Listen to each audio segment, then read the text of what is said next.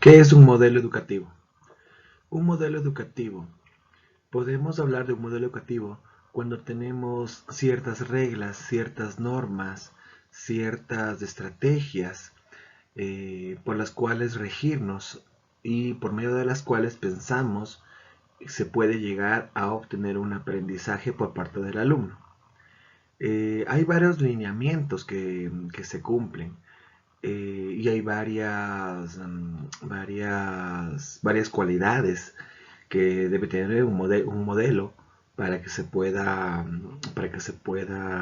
usar. Por ejemplo, eh, ¿cuál es la idea en la que se quiere tener al alumno? Podemos hacer de ellos solamente entes repetitivos, podemos involucrarnos en la vida de ellos. Hay modelos educativos en los cuales es normal, es común levantarle la mano al alumno. Eh, Hay modelos educativos en los cuales se aceptan ideas nuevas, ideas innovadoras. Hay modelos educativos que son inclusivos, diferentes, en la actualidad hay diferentes géneros, diferentes ideologías, y todo eso abarca los modelos educativos. Contemplan también una de las cualidades como la evaluación. Uno de los aportes principales es ese tema de la evaluación. En la evaluación, un modelo educativo puede, puede, puede ser el punto final del modelo educativo, viendo los resultados por medio de los cuales se evalúa el modelo educativo, su funcionamiento, cómo se puede mejorar, qué se va a cambiar, si se mantiene, se cambia el modelo educativo. Es algo muy importante el tema de la evaluación. ¿Cuál ha sido la evolución de los modelos educativos en el Ecuador? Antes de que se forme Ecuador como república, había ya cierto tipo de modelo educativo, en los cuales había escuelas, se formaban a los soldados, se formaban a las chicas, a las jóvenes como vírgenes del sol. Había sistemas de escritura, matemáticos generalmente, como los quipus, que por medio de un sistema de nudos contaban, hacían sus cuentas matemáticas, ¿no? En la época de la colonia, aún antes de que se forme el Ecuador, como república, había las escuelas de arte, los obrajes, y ya en la época en la época del presidente Flores, cuando fue la primera constitución del Ecuador, cuando Ecuador se forma en sí, tenemos que la escuela, sí, la educación era más centrada por la religión. Tenemos a los hermanos jesuitas, sí, de la compañía de Jesús. Es la compañía de Jesús, los hermanos jesuitas, quienes estaban a cargo de la educación del Ecuador, siendo un modelo bastante rígido. No permitían ideas nuevas, no permitían al estudiante que se exprese, solamente eran repetitivos. Eh, Avanzando tenemos la educación laica en el año de 1897 con el presidente Eloy Alfaro. Fue Eloy Alfaro quien impuso la educación laica, una educación donde no esté sujeto a la religión. Eh, con este tipo de educación pudo, pudo ser mucho más inclusivo, se llegó a más gente, hubo mucho más apertura, fue un salto, una revolución en cuanto al educativo. Y a partir de esa época tenemos diversos saltos, ¿no? Diversos saltos cualitativos, cualitativos en cuanto a la educación. Se ha ido mejorando en ciertos aspectos, pero el salto más grande lo tenemos hasta hace unos 15 años, cuando el presidente Rafael Correa nos involucró en la educación siglo XXI. Con la educación siglo XXI vinieron dos palabritas, la interculturalidad bilingüe. De esta forma nosotros estamos aceptando que dentro de nuestra cultura, dentro de nuestra educación, se vengan las diversas culturas que existen aquí en el Ecuador y los diversos idiomas, no solamente el inglés, sino diversos idiomas con los cuales podemos encontrarnos aquí en el Ecuador, Quichua, Safiki, y así varios idiomas. ¿Cuál ha sido la interpretación que usted ha realizado en las visitas a las instituciones educativas en las tareas PAE en cuanto a los modelos educativos? Ok, la interpretación. Bueno, tenemos de forma general, se utiliza el constructivismo, se utiliza de forma general, es generalizado esto, pero cada, cada docente, esto conversábamos con cada profesor, cada docente aplica el modelo educativo e intenta hacerlo de forma personalizada. Tuvimos la fortuna de ir a instituciones donde había pocos alumnos y había 4 o 5 por aula y el profesor podía hacer eso. Eh, Nos decía el profesor que ellos intentan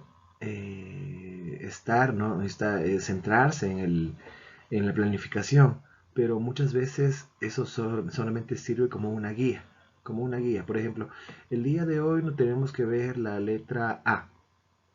Y entonces el profesor seguía la letra A, el modelito y todo, pero salía un tema diferente y los niños tenían que hacer un baile, una coreografía. Entonces es muy difícil que se siga el diseño curricular. Eso nos explicaba un profesor que tenía problemas de esa parte. Eh, en una institución nos decía, nosotros tenemos problemas de infraestructura, que no había que no había ¿cómo es? El sistema informático adecuado para que se pueda dar las clases a los niños. Con este tema de la pandemia, los profesores tenían problemas que no tenían todos acceso a internet. Algunos profesores tenían que poner de su bolsillo para pagar su internet. Y eso no lo reconocía el Estado. Y en muchos de los casos se demoraba mucho en pagar y los profesores no tenían cómo acercarse al alumno. Entonces había problemas en eso, en infraestructura, que ellos no tenían el lugar donde hacerlo. De igual forma no tenían las herramientas, no había las facilidades de cómo poder llegar a los alumnos. Eh, Se cambió debido a la pandemia el tipo de clases, ¿no? Pasamos de la que era en el aula, la presencial, a virtual. Y en virtual encontramos varios problemas, porque había problemas de profesores que no podían controlar los sistemas operativos, no sabían cómo funcionaban, no podían controlar la dinámica de la clase. Había muchachos que se salían de la clase, se dormían en clase, y fue muy difícil debido a que no había una capacitación por parte de las autoridades, ¿no? Hacia los docentes para trabajar con un nuevo modelo, que es el modelo a distancia, que sí, en el cual nos vimos involucrados debido a la pandemia. ¿Qué relación existe entre lo que observó en las instituciones visitadas y lo que se está cumpliendo en las instituciones educativas? Bueno, eh, es complicado porque, como decía, se planifica, se intenta llevar una planificación, pero, pero no se la cumple. Hay diversos factores que no permiten cumplirla. La, desde el plan institucional, los profesores intentan regirse al plan, pero, pero hay diversos factores que no les permiten. Entonces el alumno queda con vacíos y con esos vacíos tiene que ir al siguiente nivel, en el mejor de los casos, pero llegan con dificultades, con vacíos. En la evaluación inicial, me contaba un profesor en la evaluación inicial que ellos tenían niños que ya debían estar leyendo de forma fluida, y los niños comenzaban a confundir las letras, no sabían los tiempos, no sabían los significados de las palabras, no podían comprender una lectura y lecturas cortas. Entonces había problemas en lectura, los habían pasado porque el sistema lo requería, pero en sí no habían aprendido.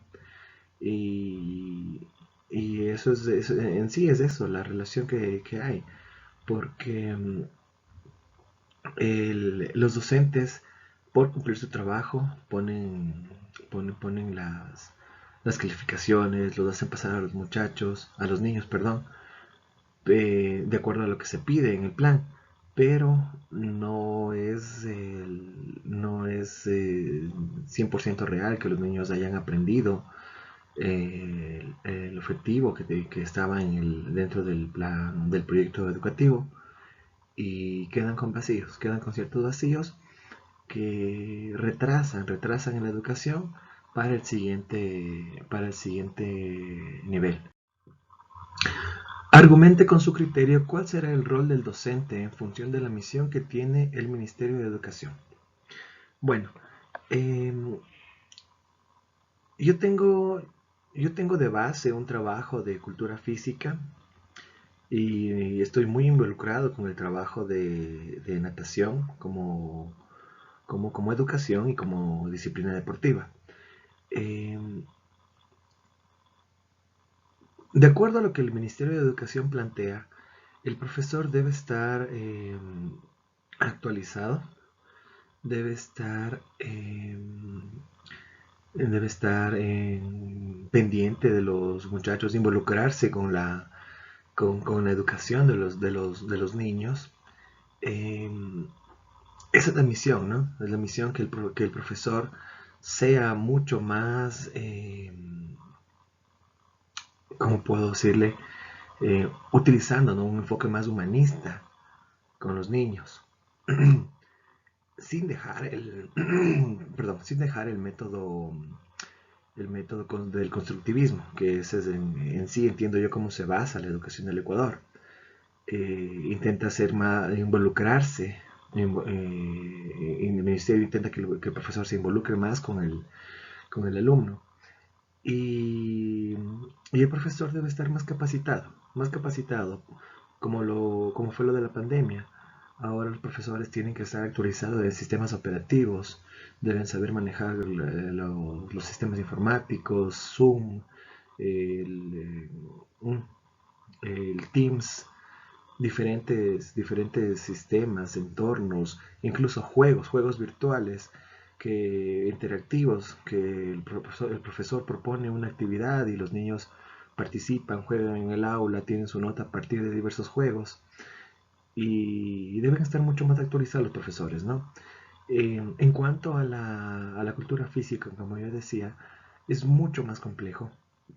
Es mucho más complejo porque el profesor sí necesita, desde mi criterio, sí necesita estar involucrado completamente y de forma presencial, porque se hace muy, muy, muy difícil medir la capacidad de un niño, capacidad aeróbica, medir si el niño está haciendo bien el ejercicio, si el gesto técnico es correcto, si es que